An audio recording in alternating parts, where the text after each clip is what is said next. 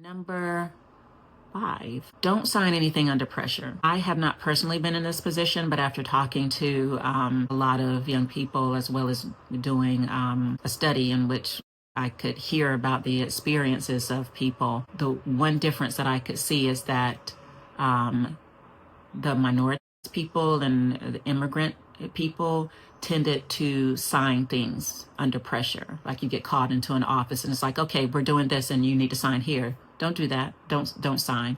Because what I notice is that when something like this happens for your white peers, they don't sign. They call their union rep. They call their family member who's a lawyer, their family member who's a doctor. And not all of us have that. But this is why it's even that much more important to have a mentor. Talk to somebody and don't sign anything under pressure. You definitely need to have somebody with you. And if people are pressing you for these meetings where you're by yourself, I would, that's again, if you're in a place where there's a union, you need your union rep with you, or you need to have your advisor with you. And this is where you need to be clear on what particularly if you're a resident, what the due process policy is. And I know most of us are just so happy to match that we're not paying attention to that when we're given this contract, but it should be a given that you have somebody to be your support person instead of you against the entire organization.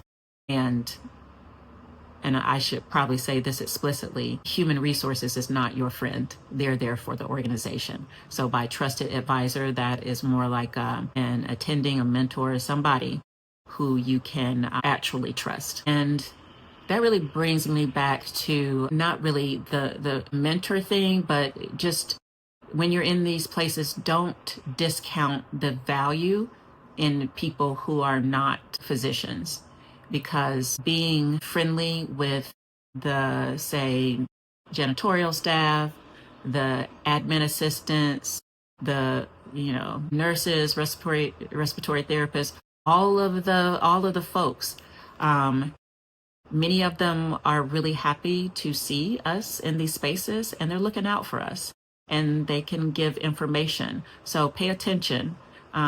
Be friendly with people and allow them to give you information. I want to also bring up that a lot of folks think that legal is the way to go. And what I'll say about that is legal is not fast.